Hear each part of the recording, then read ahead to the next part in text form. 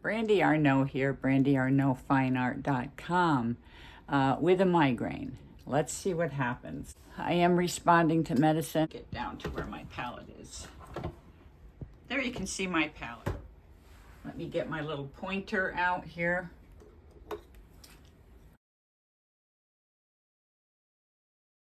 I have titanium white. I don't need two whites. I just have the one white. This is Hansa yellow. Okay, it's a cooler yellow, as you can see, compared to Indian yellow. This is my Indian yellow. This is, I'm going to say naphthol red. Okay, permanent green light.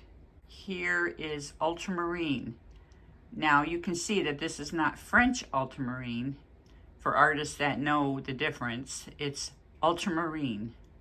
And this is transparent iron oxide red. These are, I believe, Gamlin colors. No, they're M Graham. These are all manufactured by M Graham. I love these pigments. Artist friend gave me a tube of M Graham titanium white. And I loved the texture of it. I loved the way it performed. So then I said, well, you know what? One by one, I'm going to replace my palette colors with M Graham. Now, some people would say, gee, that's not a lot of colors there.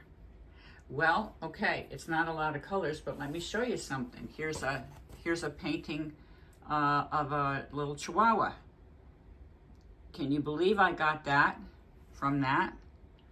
Well, when you're working with a limited palette, and there's a little too much glare there, but if you're working with a limited palette, this is what you get. You get a harmonizing effect. Everything gets along with everything here. There's no garish colors. There's no competition. Look at me, look at me. Maybe the eyes, okay? The eyes are dark. It's more like the value is the reason why you look at that. And of course, we do want you to look at the eyes. That's the draw for something like this. Let's see, what else do I have?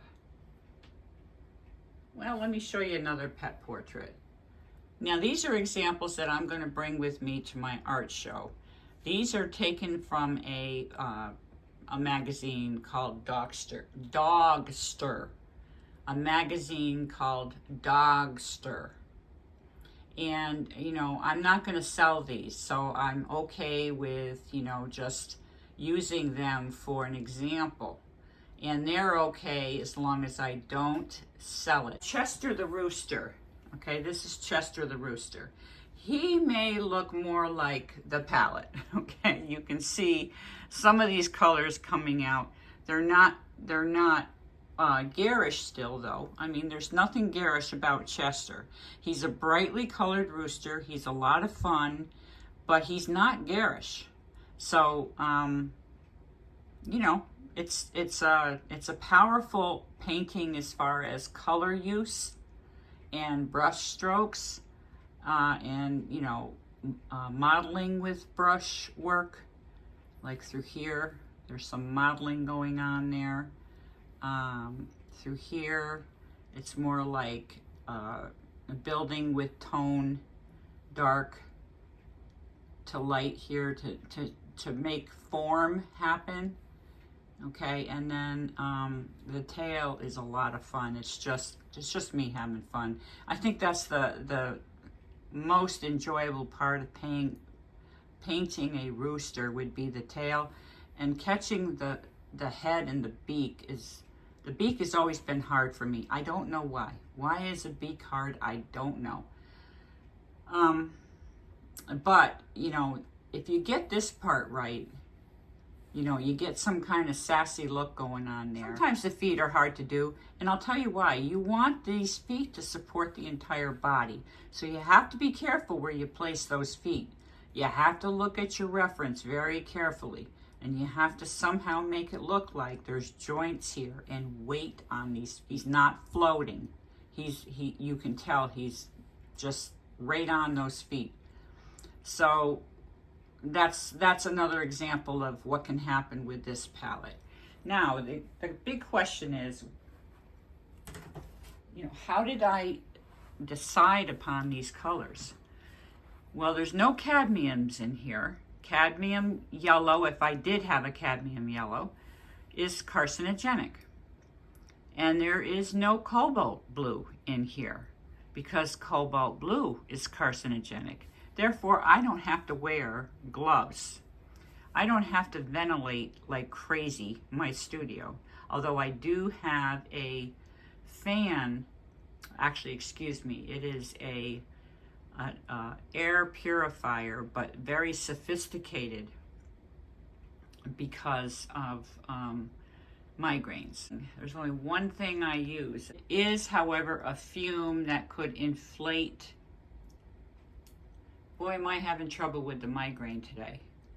It is, it does have fumes, petroleum fumes that can aggravate, not inflate, aggravate a sensitivity to migraines, and therefore this is the only reason why I have to have that special air purifier. It's a commercial grade air purifier. It has, I believe, 3 or 4 levels of filters. Hi, Brandy Arnault here, several days after that video, and I'm feeling better. But I felt like I needed to get on video at the end because I just want to clarify a couple of things. One is I'm absolutely not looking for sympathy. I could have edited all of that out and you would never know. But I decided this time I'm going to let it be seen. Why? Because I want to raise awareness of what people go through with migraine. But then those of us that have migraine, it's not just the bad headache part, although that is the part that gets you feeling like you can't function. Because sometimes that headache is so bad that just getting out of bed can cause you to throw up, or can cause you to just have like a tremendous amount of pain and you go back to bed and it's a little bit better. There's other things that go along with it. But there's other areas that they're investigating. It's getting research dollars. There are doctors up and coming that are saying, yeah, we want to specialize in headache medicine. I just wanted to let folks know that for me, it does affect my speech. I can talk more about these things if folks are interested. Just let me know in the comments. All right, bye for now.